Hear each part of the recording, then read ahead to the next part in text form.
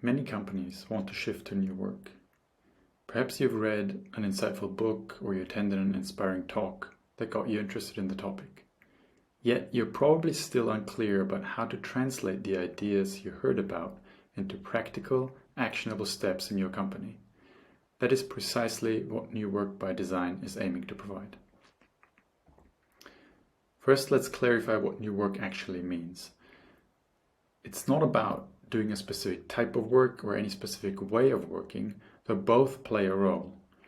New work is all about how we experience and perceive work. Old work is perceived as a means to an end, a way to pay the bills. It's okay for old work to be dreadful. What you're doing is exchanging your time and effort for money. For many people, there is even the notion that if something is fun to do, it is per definition not work.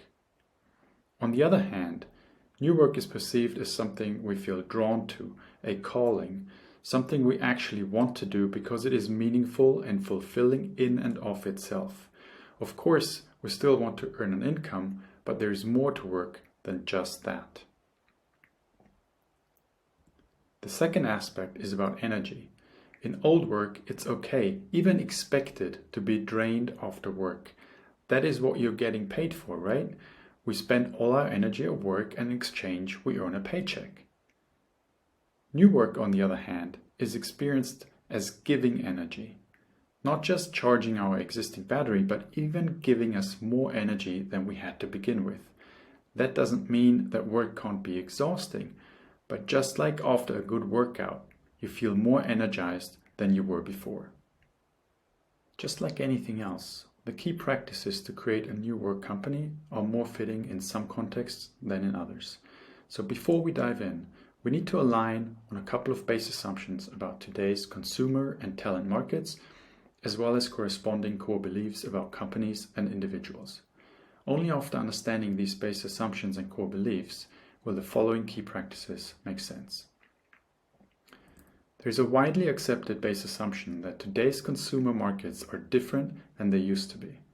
During the industrial revolution, markets were stable and predictable, characterized by limited competition and slow changes in consumer preferences. These days are gone. Today's global online markets are highly dynamic and fast-paced, driven by fast technological advancements, evolving customer behaviors, and intense competition. Realizing this shift lets you see companies in an entirely different light. In a stable and predictable market, it made sense to view companies as machines with a focus on optimizing for efficiency.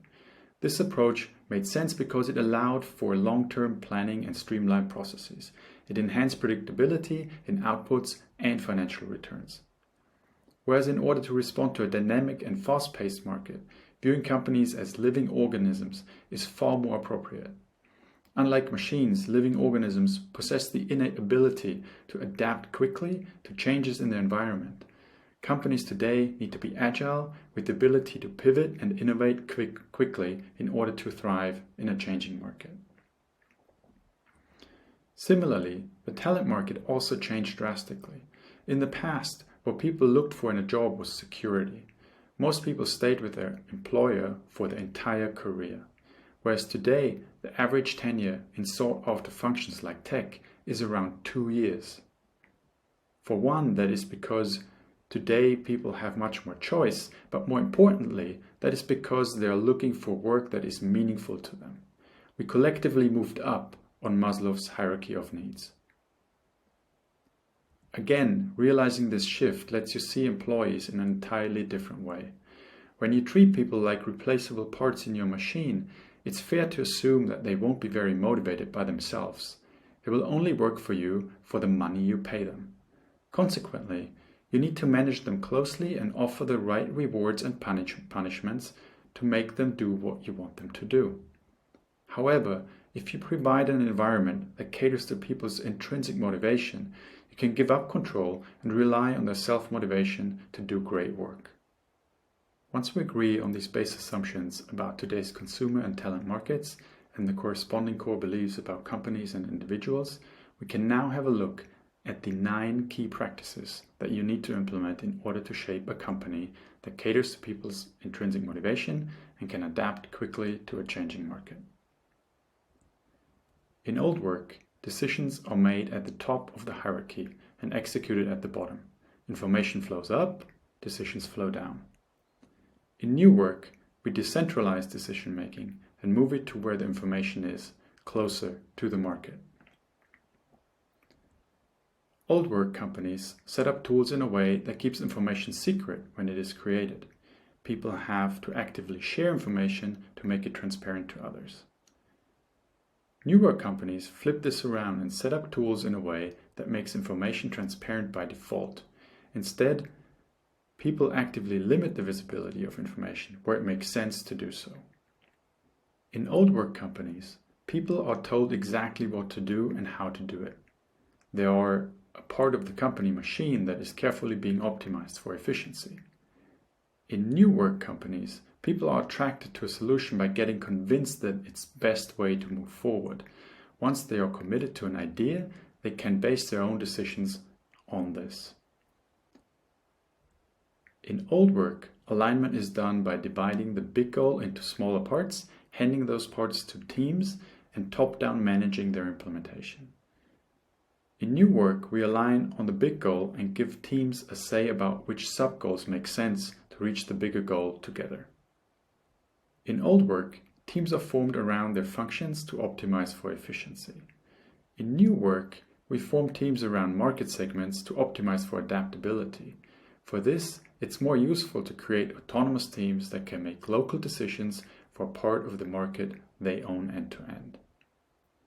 In old work, we are used to conflict being treated as a zero-sum game, where the winner is right and the loser is wrong and gets punished.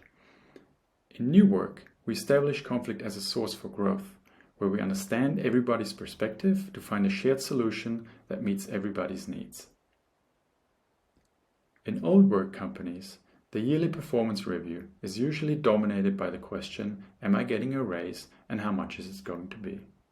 This question is answered at the end of a one-on-one talk with your boss, where you review the performance goals you negotiated 1 year earlier. And this, of course, gives you the incentive to negotiate set performance goals as low as possible, so you can easily reach them and get that raise. In new work companies, it is still important to create a process to determine a fair salary for everyone in the company. But at the end, we want to make sure that this doesn't dominate the more important parts of receiving feedback. It is appreciation and advice that improve our collaboration and help everyone grow. Just a few decades ago, most people stayed with the same company for their entire career. Old work companies prescribe a defined ladder to climb in order to progress within that company. In new work, most people change companies and even their entire professions multiple times throughout their careers. They follow much less of a predefined linear path. It's more like a flexible exploration of one's strengths and motivators. And lastly, old work overemphasizes individual skills and achievements while neglecting the critical importance of interpersonal connections. New work recognizes that the true value of teamwork lies in the relationships between individuals. It's in these connections that the phrase 1 + 1 = 3 becomes more than just a phrase. I strongly believe that a high-performing team of average people beats a dysfunctional team of brilliant jerks every single time. So these are the 9 key practices you need to implement in order to shape a new work company that caters to people's intrinsic motivation and can adapt quickly to a changing market. If this resonates with you, my services at New Work by Design are tailored to guide you through this transformative journey. I'm looking forward to hearing from you.